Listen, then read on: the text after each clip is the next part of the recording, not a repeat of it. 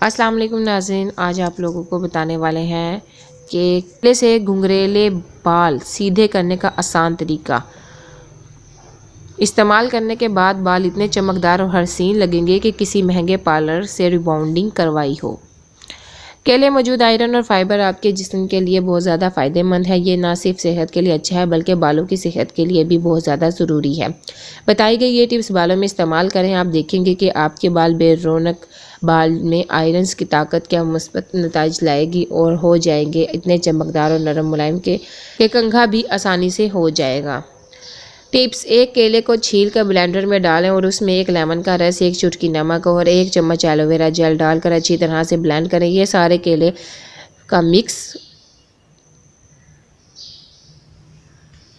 Mixture बना लें। Number 2 पर है, अब इसमें 2 चम्मच दही शामिल करके बालों में 20 मिनट तक लगाकर छोड़ दें। इसके मुस्तकिल इस्तेमाल से आपके बालों में जान आएगी, बाल लंबे, घने, खूबसूरत और चमकदार हो जाएंगे। इन्फॉर्मेटिव वीडियो दूसरे तक लाजमी शेयर कीजिएगा। Thanks for watching my video.